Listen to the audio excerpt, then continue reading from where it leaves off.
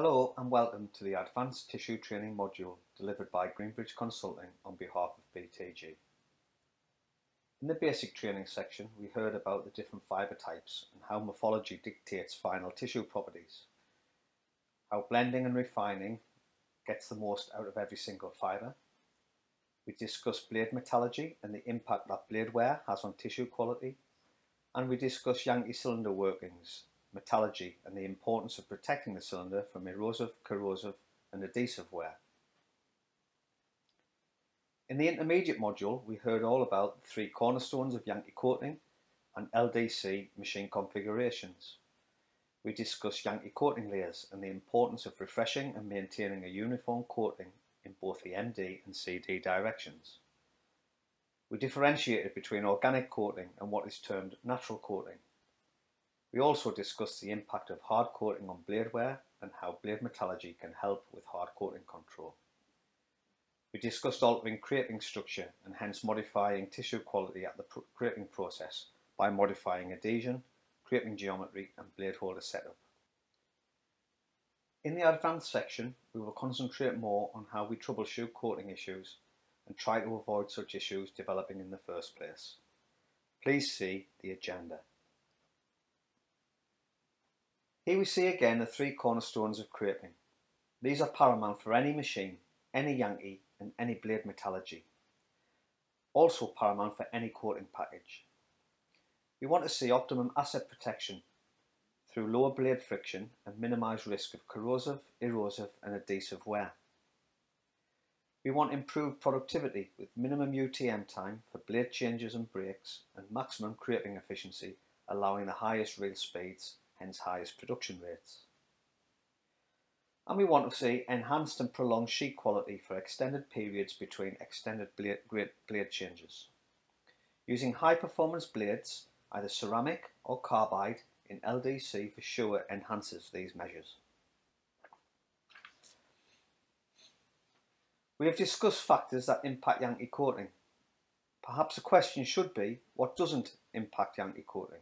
The answer for sure would be a shorter list. If we could look inside a Yankee coating on the right, we would see the various coating layers. We would also find all the raw materials and paper making contaminants to varying degrees. The reality is that coating can be sensitive to most things that happen on the machine. Process or mechanical disturbances can alter the coating. For example, stock preparation changes in terms of fibre, consistency and refining, chemistry and solids equilibrium changes in the short and long loops, formation and dewatering from the headbox, slice lip adjustment and form and section, variation in machine clothing tension, showering, cleanliness and lifetimes. All these can impact on coating. Any changes in the coating from the process or from the coating application are automatically reflected in how the blade has to work in the coating. In turn, the blade performance is also influenced by the geometry and forces around the blade holders and mechanical condition of the holder. When changes are deliberate, we anticipate these, and coating settings may need altering, and we look out for changes in tissue quality, Yankee appearance and sheet control, and we normally alter coating accordingly. Quite often, however, when a problem develops unexpectedly that is proving more difficult to fix, it is not just one thing that has gone wrong.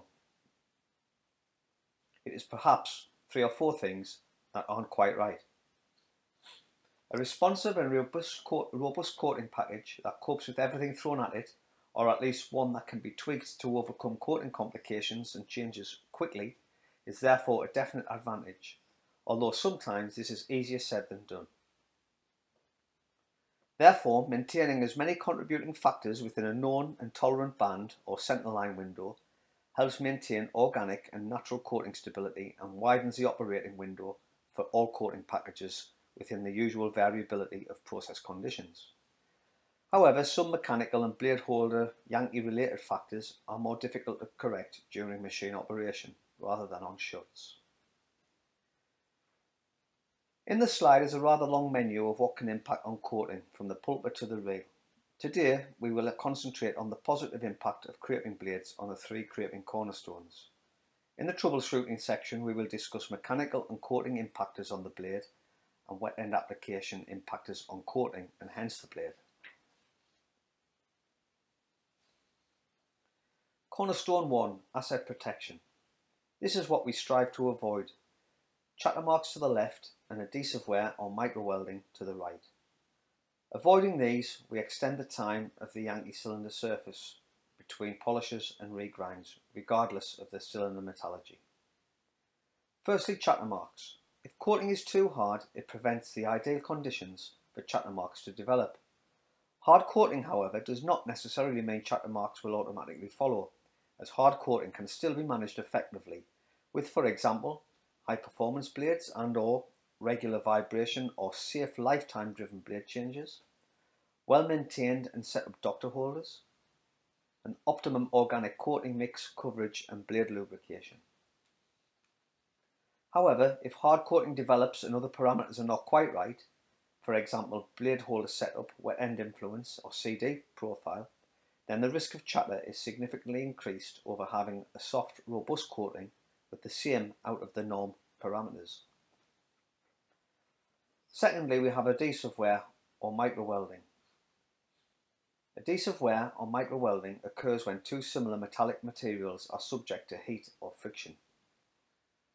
At the right temperature, or perhaps the wrong temperature that is, for that particular material, material transfer occurs from one surface to the other.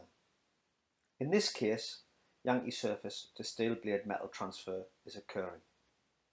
This could happen with a cast iron or metallized cylinder directly contacting a steel blade or a very badly scalloped or worn ceramic blade with exposed steel substrate. It can occur very quickly and would show up as small holes or MD lines on the Yankee and as similar sheet defects and breaks, etc. The mechanism is steel to steel Yankee contact due to there being no cured coating barrier on the Yankee to separate the two objects. If coating is generally too soft, which can affect full width, or wet or streaky and affect CD bands, the Yankee surface may not be protected sufficiently. This can be from high moisture, insufficient base coat, chemical attack or coating application issues. Using a ceramic blade significantly reduces the risk of this over a steel blade on any Yankee surface due to the different metallurgy and lower coefficient of friction against steel, and why high performance blades are often preferred over steel. This final picture is actually one of a steel blade which has been in direct operative contact with the dryer. Parts of the Yankee cylinder surface can be seen on the blade. Going back to chatter, here we see edge chatter to the left and full width chatter to the right. No Yankee, whatever the metallurgy or blade metallurgy, is immune to chatter if conditions are favourable for its development.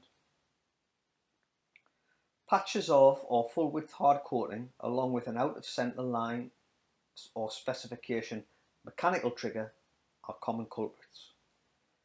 Chatter marks will manifest themselves as coating coverage issues, holes and marks both MD and CD, breaks, and often so bad the machine has to be shut to remove the chatter.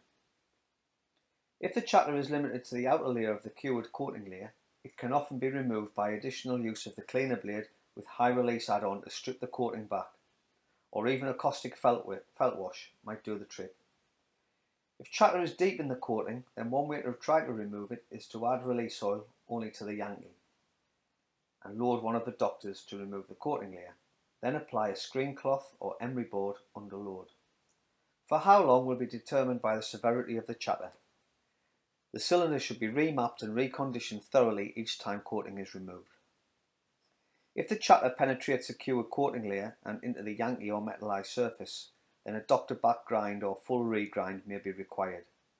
This removes some of the cast iron or metallization, so reduces the lifetime expectancy of the Yankee shell or the metallization. Remembering the metallization is only at most 1 mm thick, there aren't many regrinds in this layer, so it's vital to avoid chatter by maintaining a robust and stable MD and CD coating, a good thermal profile, and keeping on top of wet end coating contribution and blade holder condition and maintenance. As you can imagine, chatter can quickly become a very costly issue from an operational and a maintenance budget perspective. Remapping and reconditioning to provide an initial protective layer is imperative. Blade friction against hard coating or worse the Yankee surface should be avoided at all costs. Friction is the resultant force between two objects sliding against one another. Each material has a coefficient of friction measured against another material. The higher the coefficient, the higher sliding resistance force and more favourable conditions to lead to deformation of one of the objects from wear or from welding, provided of course the materials are similar molecular structure and as such are weldable. In the table we see the coefficient of friction of steel against steel is 0.8, with carbides and oxides against steel lower. Adding a lubrication layer between the surfaces significantly lowers this coefficient of friction. We take advantage of this every day by putting oil in our engine, for example, by greasing bearings on the machine, or by using an effective release oil in our coating mix. To the right is a diagram of a laboratory experiment when a steel pin under pressure is moved across a steel plate. The micrograph shows the friction welding pattern as a result. Hence why with blades we want to see the lowest coefficient of friction with steel and a soft but robust and protective Yankee coating layer, and also as much lubrication at the blade as we can get whilst controlling the sheet and product spec. Blades rubbing against the hard coating layer naturally get hotter with friction. As steel heats up, an oxide layer forms on the surface. The hotter the steel gets, the thicker the oxide layer becomes, meaning different wavelengths of light are either muted or amplified, thereby changing the colour of the steel. A straw colour suggests temperature has reached approximately 200 degrees centigrade, orangey brown 250 degrees centigrade, and blue a temperature greater than 280 degrees centigrade. BTG deliberately used polished hardened steel as a substrate to enable visual interpretation of friction, hence hard coating. Other steel blades we see on the market and the substrate of some ceramic blades are delivered blue, so any heat-induced coloration is difficult to see. This can lull you into a false sense of security and remove a useful monitoring technique from your toolbox. It is difficult to accurately measure the true temperature of the blade tip with infrared thermography. A contact thermometer would be possible but not particularly safe. The variation in emissivity or energy radiation of materials with different surface finishes and colour makes infrared thermography less than 100% accurate, but it can be a convenient measure if the calibration link can be made with true temperature. We can do this by measuring a steel blade tip temperature using the infrared thermometer regularly through its lifetime and then inspecting the final blade colour when it is removed. The maximum recorded temperature can be referenced against a temper colour chart so that the bluing temperature, which is about 280 degrees C actual, is closest to an IR measurement of, for example, what we see mostly of 150 degrees C. With a ceramic or cermet blade, the conductivity and coefficient of friction is less than steel, so they do not get as hot.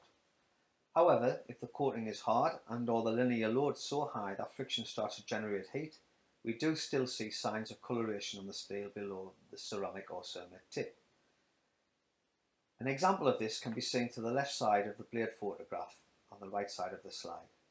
At BTG, we always recommend used blades are inspected on removal to gauge coating hardness and also CD coating hardness profile. The blade sample has also been taken from the edge of the machine, so it is useful to point out the dried coating which is passed under the blade, likely around where the blade holder relief screws are and outside the sheet width. This coating will have been softer at the blade and when the blade is hot will be pliable. When the blade is cooled down, however, on removal or perhaps in the holder on a shut or a break, then the coating goes extremely hard. It is also a very good example of how to visualise and see the hard cured coating layer developing.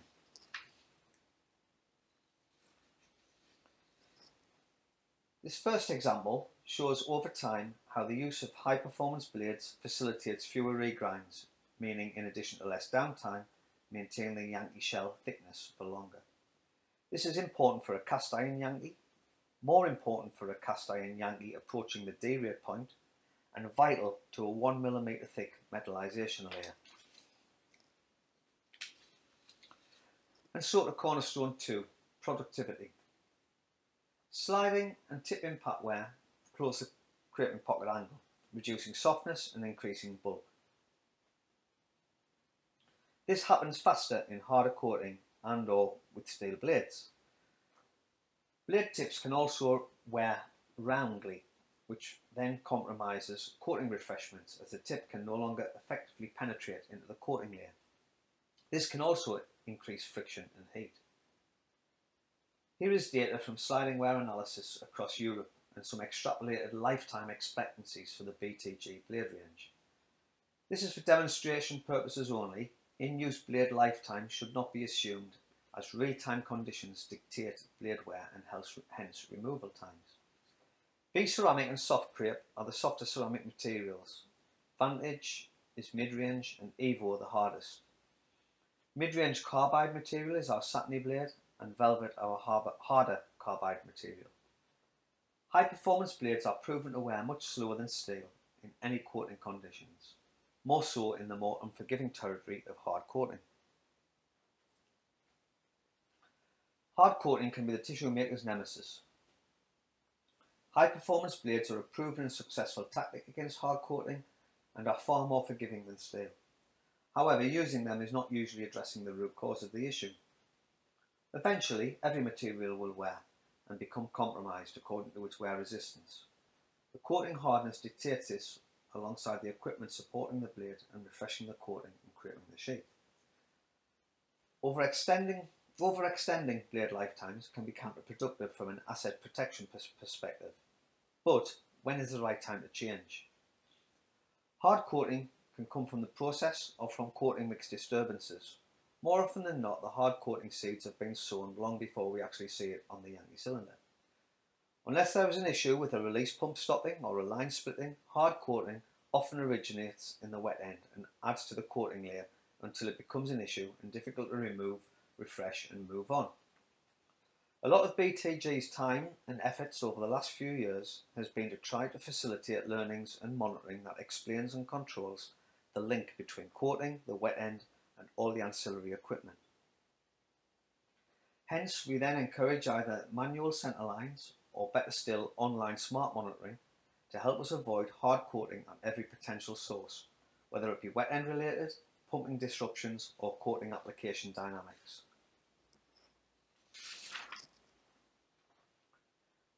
Here is a pretty simple diagram which represents how a longer lifetime cermet or ceramic blade leads to improved productivity via fewer blade changes and less UTM time. Over the same time period, T1, one ceramic blade has operated on the machine, creating 41 mother reels. In this example, it is compared to a steel blade, planned changes of a blade every 4 mother reels. During the period T1, and with perfect changes and minimum UTM time at the change, 9 steel blades have been used and 5 fewer mother reels produced. Because the machine is more stable for longer, coating is more stable for longer. Therefore, there is also more time available to work on the coating, the process, QC, and the blade management to optimise the machine and sheet quality. Here we have an example of how a ceramic blade can improve productivity by improving stretch generation. Provided bulk can also be maintained and any additional drying requirement accommodated, increased stretch enables the reel speed to be increased. The resultant higher wire weight often assists with bulk and strength in this instance. A ceramic blade with lower coefficient of friction and a longer lasting tip allows a higher specific creping force through optimum coating refreshment, and then improves crepe bar generation, hence stretch and softness. If stretch is improved when a ceramic blade replaces a steel one, then the increasing reel speed until the 17% stretch result is duplicated would reduce the crepe ratio in this example from 21% to 17.6% through an increase in reel speed at same Yankee speed. When translated to an annual profit contribution on a single width machine at a conservative €150 per tonne profit margin, the annual increase in contribution would be close to €200,000. Another example is that higher and stable bulk or softness can be achieved at higher moisture, meaning the machine can run at higher yield and lower drying energy for the same air-dry grammage. Converting lines can take advantage of higher stable bulk, avoiding oversheeting in roll packs. The savings in terms of fibre costs can run into hundreds of thousands per year for the machine and converting operations.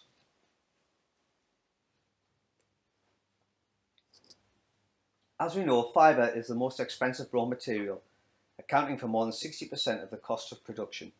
So optimising fibre selection and protecting yield is always in our top priorities. In addition to fibre attributes affecting sheet properties, we have pulp contaminants affecting the coating process. For example, fines and colloidal contamination of the cured coating layer can quickly lead to hard coating. Understanding these interactions, and better still controlling them in the wet end with online instrumentation and control, enables us to set up to get the best and the most out of every single fibre. So where does ceramic? As any blade wears from either sliding wear or tip impact wear, nearly always both, then the creping pocket angle closes, and with that softness deteriorates and bulk builds. Coating refreshment also suffers, which leads to coating instability, breaks, etc. The rate at which these changes occur dictates a quality-driven blade change. The blade is changed and then QC parameters and of course the coating layer on the Yankee are effectively reset. The frequency of reset is what increases the coefficient of variability in tissue quality, or at least contributes very much significantly to it.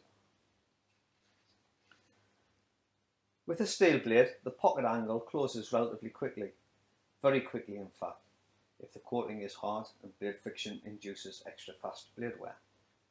Here we see in the bottom trend an example of bulk increase and softness reduction over a blade lifetime of 4 mother rails before the blade resets the pocket angle, the coating layer, and with that the bulk and softness value. With the ceramic blade shown in a previous slide, we have the 5 extra mother rails from the less UTM time.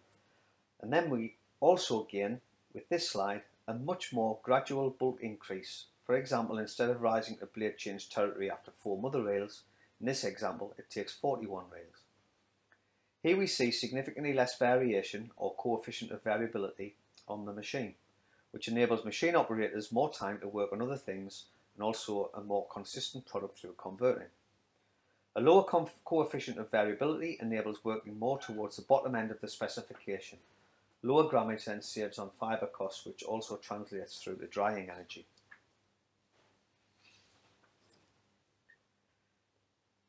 In terms of coating management tools, this is one that we can develop. This is a screenshot of an interactive troubleshooting tool on an Excel platform available to use from BTG. The cells are typical challenges faced by the tissue maker, some more common than others.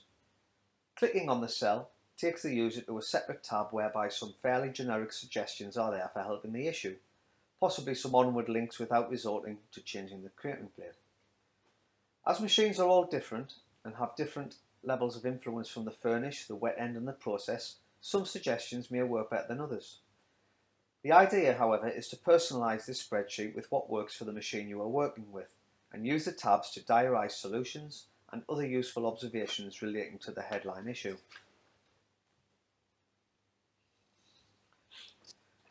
The next section is how we at BTG recommend troubleshooting the relationship between coating and blades and the tissue machine.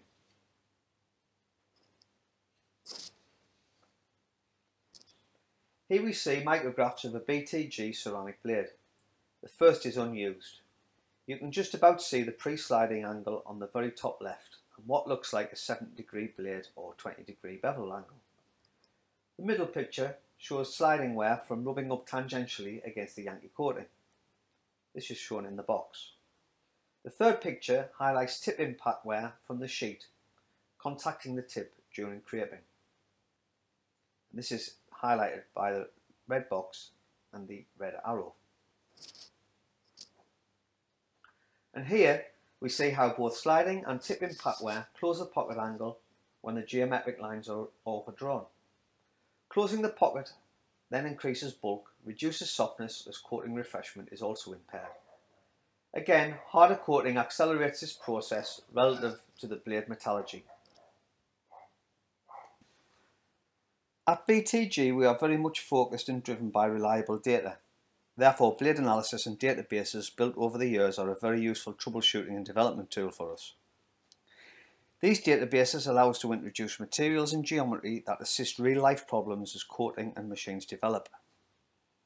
Scanning electron microscopy and remeasuring the geometry of used blades against the original design allows us to measure and predict wear rates, pocket angle closure, and thus the impact on coating and tissue quality, production and Yankee health. We can do detailed analysis in sections and a full profile wear analysis, amongst other things, to check blade loading and coating uniformity, blade holder setup uniformity, for example if wear angle matches holder setup, the holder profile front to back, and evidence of any loading pressure variation across the blade. The picture to the right is a recent development allowing us to take three-dimensional pictures of the blade tip. Here we see the actual sliding wear pad at the front of the blade, 15 microns labelled on the drawing, and the tip impact across the tip of the blade at 116 microns.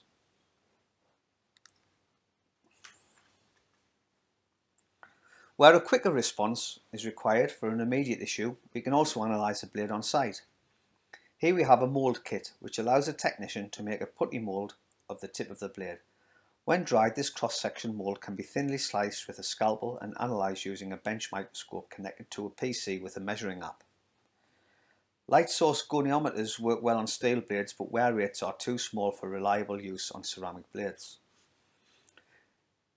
This sort of analysis is not as detailed, in fact is nowhere near detailed as a laboratory analysis, but can be useful in looking at known localised CD machine issues and reference against a good CD area or a new blade, especially if information is required quickly.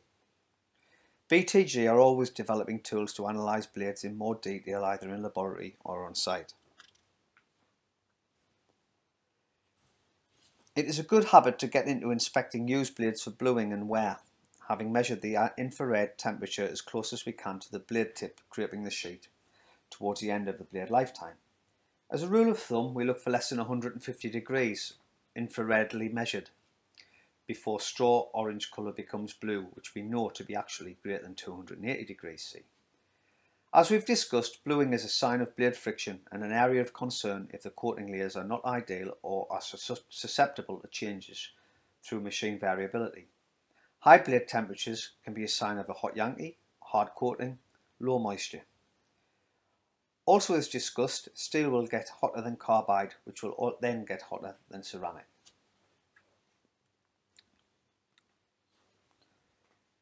Another important and proactive troubleshooting practice is to take regular thermal images of the reel and, if possible, the sheet on the Yankee cylinder.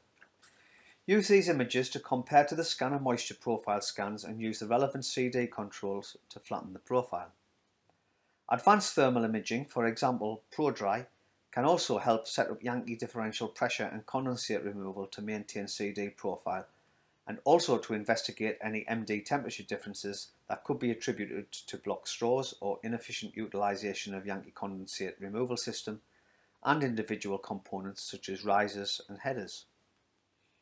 As you can see, we have a rogues gallery here of thermal images, which illustrates the difficulty in achieving a flat profile.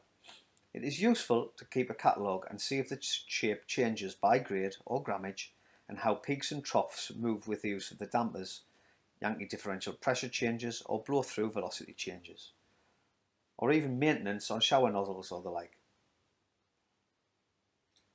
It's good to see even if profile changes with felt life, which could be related to showering. The top left picture is in OK shape, especially away from the edges. Edges can often be problematic, especially with certain press configurations. Bottom left is unusual, but very challenging nonetheless, perhaps indicating a severe issue with one half of the machine. A temperature differential of this shape and magnitude suggests something very different happening inside the Yankee or the hoods or the press on one side of the machine to the other. Bottom right is unusual from the viewpoint that the middle of the reel is lower temperature, so a damper. We would normally look for CD anomalies in formation, dewatering, crowning if it's a permanent pattern, and showering in the middle of the machine. Top right suggests a very erratic CD profile.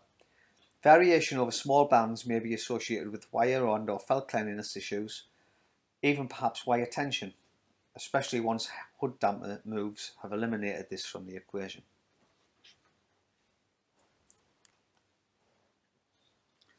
As we have discussed, wet end solids contamination can have a huge impact on coating stability.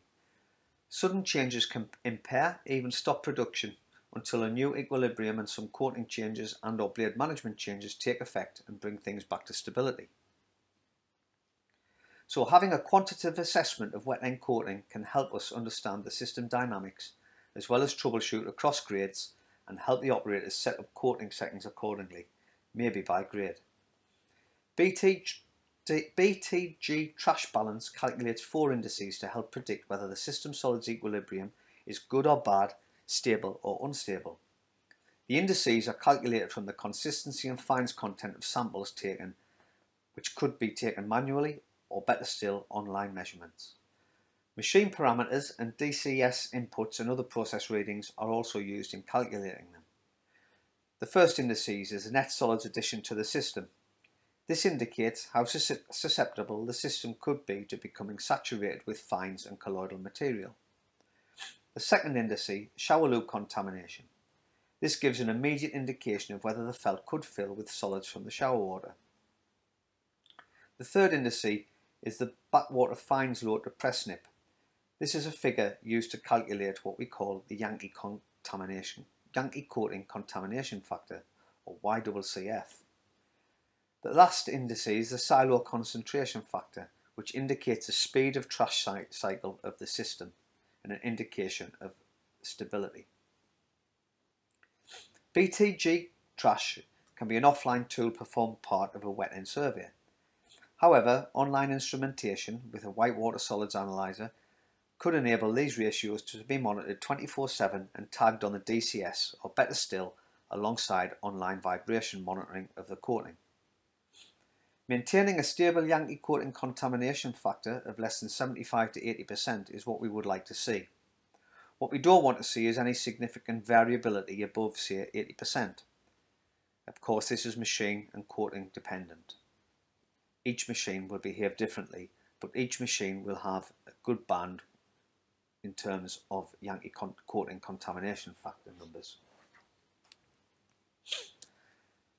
As a reminder, this diagram shows that the solids in the wet sheet after the nip can migrate to the sheet surface via the Dreshfield effect and eventually make their way into the cured Yankee coating layer.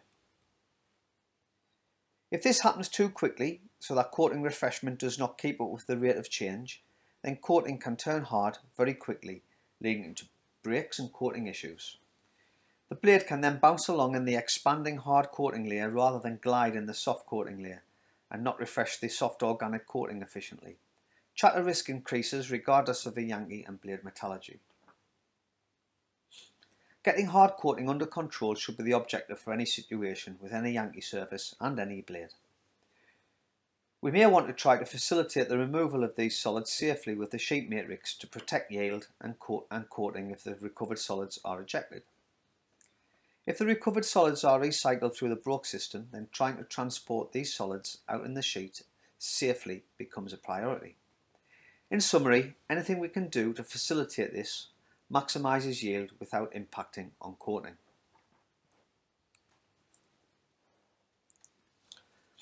A routine creping surveyor or dashboard should index the aspects of the process that can be controlled or easily altered on the run, but equally affect coating. For example, this is a BTG surveyor dashboard. Our first consideration here is solids equilibrium. For this we look at the furnished blend, the fines content, the refining power, the DAF or save all sludge strategy, whether it is recycled or rejected, the freshwater usage, and how open the system is. All these affect the solids equilibrium of the system at any point in time. Measuring whitewater solids, first pass retention, clarified water solids, pressure roll solids on a regular basis gives us a handle on how these affect the system equilibrium and how changes can affect coating. If these could be measured online and calculated through trash to DCS KPIs, we could almost eliminate solids unknowns from our troubleshooting list should things go wrong with the coating. Functional chemicals used for wet and dry strength development in particular, and any process chemicals used to augment these, and or those known to impact on coating, should also be monitored and tracked. Usage should be kept to a minimum, enough to achieve their objectives without any overdose contributing to coating issues. For example, wet strength resins, starches, CMC, polymeric dry strength additives, softeners, debonders, defoamers. Any oil leaks, these will either all impact on Yankee coating. Our second consideration is the wet end chemistry. Wet end chemistry is a well-known contributor to coating issues. Low pH bands can affect cross-linking speeds of base coats and affect the adhesion properties of hemicellulose by making it less soluble in the short loop. Residual oxidizers used for MB or spore control, for machine cleaning or wet strength broke reworking can affect coating setup. If these parameters are variable, then it becomes more difficult. Cationic demand is another monitor which has become popular, although it is the story behind cationic demand that affects coating. Having a stable cationic demand of -20 to -80 microequivalents per litre usually means that colloidal material is fixed and whitewater solids are in better control. Actually measuring whitewater solids and colloidal material with a reliable measure is always preferred, as these measurements take troubleshooting one step closer to the most relevant measures. Our third consideration is the CD profile. Anything that can affect CD profile should not be ignored. Quick measures include thermal profile snaps, scanner moisture and dry weight profile, and 2 sigma standard deviation of both. The hood dampers and maybe steam box settings if you have a steam box, the shower conditions, the slice and the felt profiles can all affect CD profile. And then our fourth consideration, the coating dynamics. We then come to the coating itself and important parameters to monitor, understand and trend. Coating add-ons and the release and map to base ratio are especially important in high solid systems. Yankee coating contamination factor of the overall package is useful to know, provided of course we can collect all the data. Spray tank temperature and spray bar evaporative load as well as coverage and nozzle conditions are also very important. Dwell time is often overlooked, and the evaporative load to dwell time relationship, or how much time the coating has to dehydrate, can also change on the machine with speed changes and or spray bar pressure changes. This can also affect how the coating sets up. We then bring all these together and make judgments on how the blades are performing in the machine by looking at vibration analysis, visual inspection, and also how the Yankee surface is looking and behaving on the run with a strobe and on shuts. This ties us into asset protection. We then look at productivity KPIs such as brakes, blade change reasons, creping efficiency and crepe ratio, and of course the sheet quality against targets. Having all this information measured online or retrieved and recorded and trended from the DCS or from manual allows us to improve our troubleshooting capability. To actually have a live dashboard would be a dream, or an Industry 4.0 initiative perhaps, but for now we try to do this manually during our routine visits. One piece of the jigsaw in smart monitoring is blade vibration monitoring. Now, choosing which blade vibration system you need can be a bit like buying a car. You can get a reasonably priced one, maybe even a free loan one from a supplier, to do the basic functions. The hardware, we can see here the sensors, cables, even the box of tricks which converts the raw signal into analytical data are common pieces of equipment.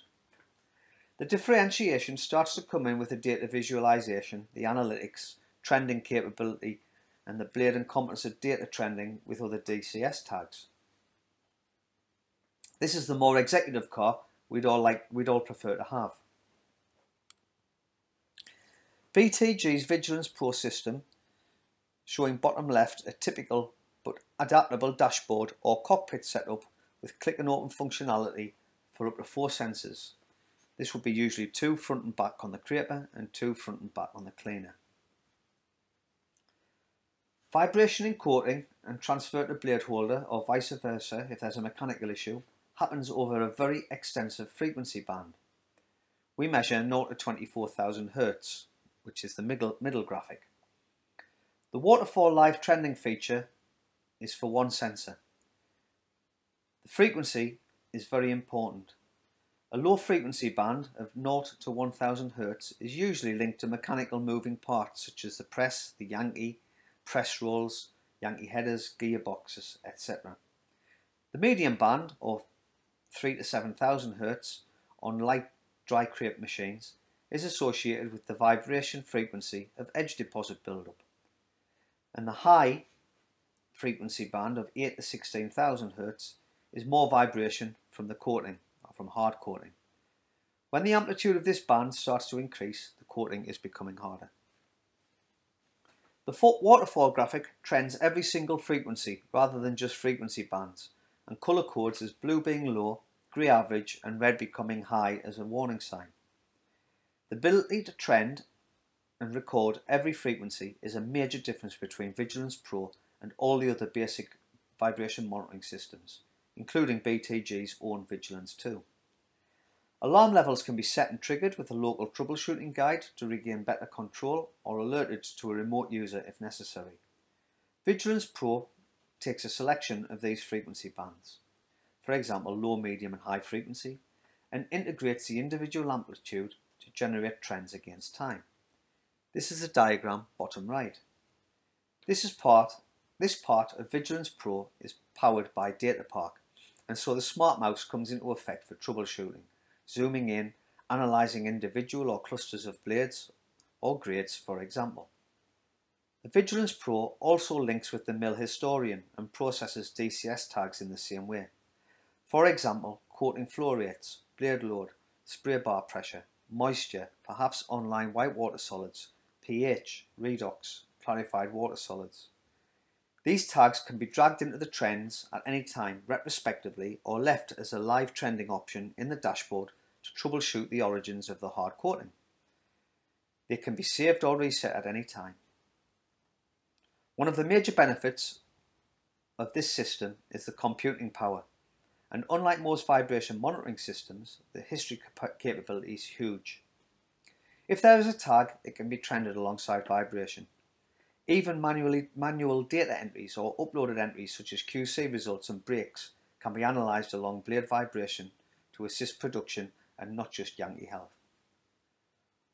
Wet end impactors to hard coating can include fibre morphology, pH, fines and colloidal contamination, refining, cationic demand, wet end chemical additions, long and short loop influence, sludge recycle strategy and redox. Machine impactors can include the grade, the grammage, headbox geometry, the felt, press, showering, CD profiles, shoe press edges, speed, crepe ratio, evaporative load, dwell time and moisture. All of these can be monitored and trended alongside vibration, as can the coating system impactors such as coating add-ons, creping efficiency, Yankee steam and condensate indices, hood drying bias, blade loads, blade lifetime, edge behaviour, spray bar pressure and condition.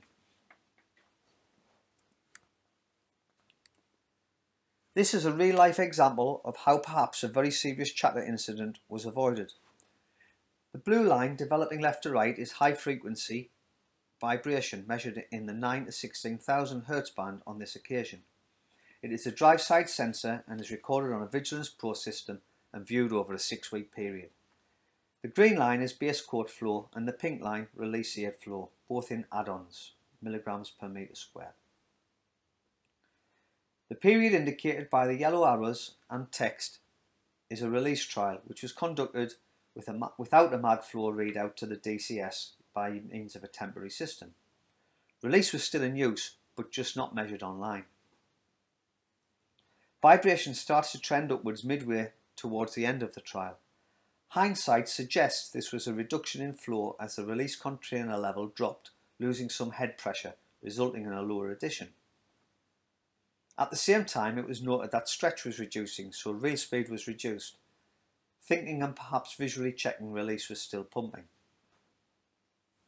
After the release mag flow was reintroduced, vibration continued to trend upwards. The machine was stopped and Yankee inspected. Chatter had developed in the Yankee coating, which was subsequently polished out. This is the same trend across the shut to polish the Yankee, only the release and base trends have swapped colours, green being release and pink base flow. This is because a new clone graph was developed rather than the original being saved. The gap here is the shut to remove the chatter. The vibration has reduced and stabilised to a lower level, but not to the initial level 6 weeks prior. Hence further polishing may well be required to completely remove the chatter from the coating layer. If allowed to continue unchecked, there is no doubt the chatter would have worked through the coating into the Yankee surface.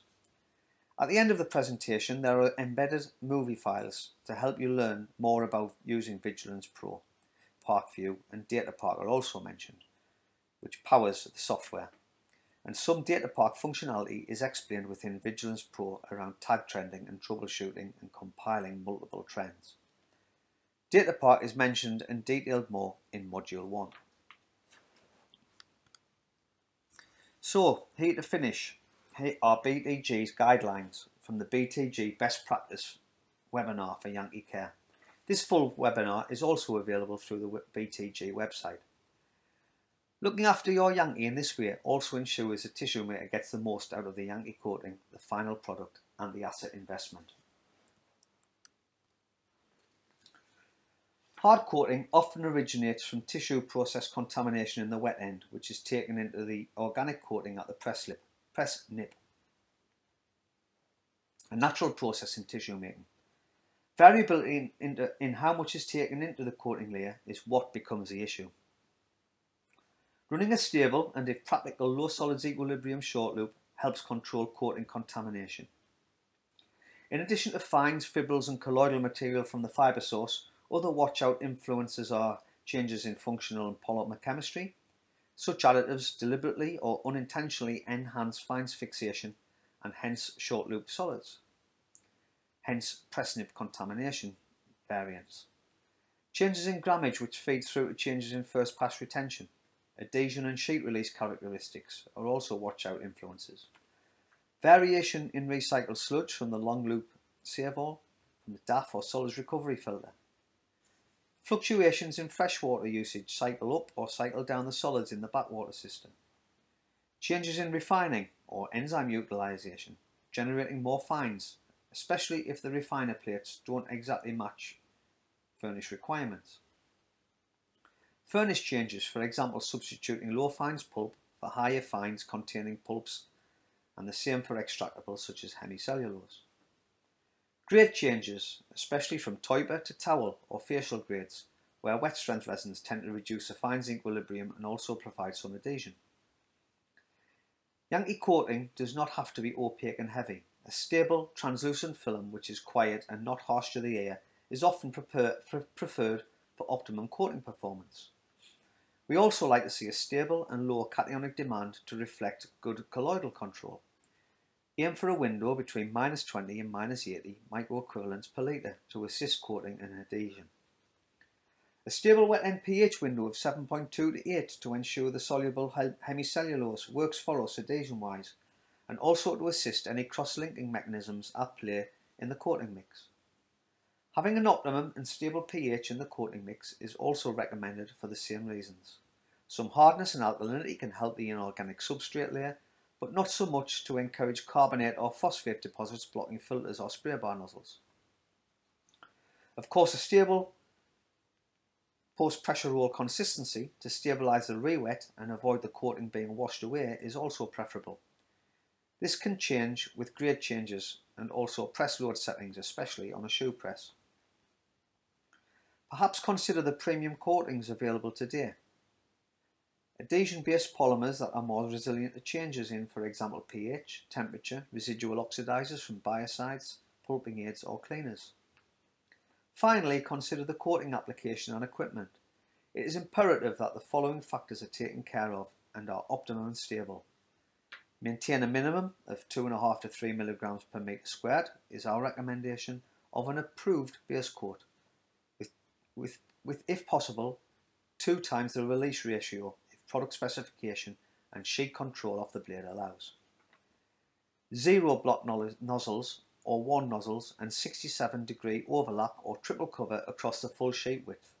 Even 1 block nozzle can lead to issues very quickly. Maintain clean edges, either from optimum doctoring and or the use of edge sprays or felt conditioning or optimizing headbox capture. Dirty edges can chatter quite quickly and then propagate into the rest of the cylinder. Finally, ensuring a stable pressure and establish a spray bar pressure and establish a robust operating window for spray bar evaporative load, that is the water load from the spray bar to the Yankee, and one which matches the dwell time or the evaporation time available before the press nip.